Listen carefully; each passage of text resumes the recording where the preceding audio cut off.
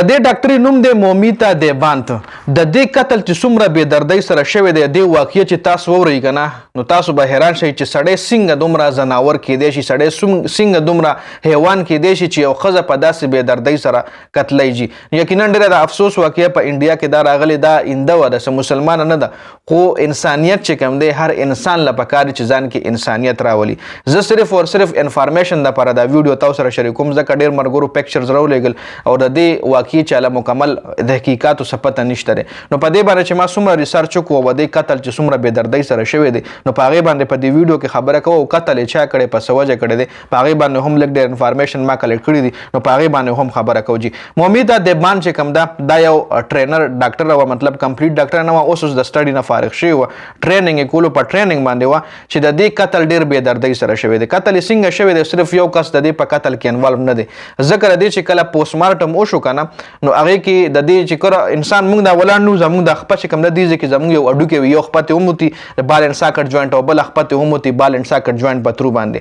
نو دې ځای کې پیل وس هډوکی ول د کوناټي هډوکي له، مطلب دغه هډوکي یې ول مات کړی او دا خپې چې ول کوم دی دواړه داسې کولاو کړی وي لکه داسې بې دردۍ سره. بل د دې په جسم کې چې څومره هم نرم هډوکي دي لکه د پوزې هډوکي، غاښونه، ګوتو هډوکي، دا ټول مات کړي وله. بل د دې سترګه کې ادي به عینکې استعمالولې، هغه عینکې یې ماتې کړې وي او د هغې هغه شیشې چې کوم دی هغه ادي په سترګو کې اچولې وي چې ادي د سترګو نه هم بلیډینګ شوی، دومره بې دردۍ سره ګوره د دې قتل شوی.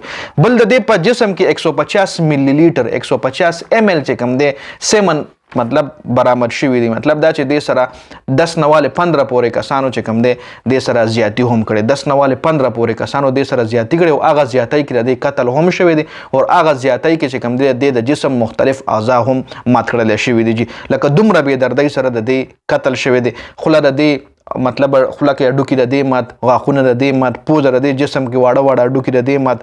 مطلب په دې چې څومره ریسرچ وشو بیا نو هغه ډاکټرز چې کوم د دې پوسټمارټم کولو نو هغه ډاکټرانو هم ژړل د پوسټمارټم دوران. جي انډیا کې ریپ کیسز چې کوم دي انتهایی زیات کیږي.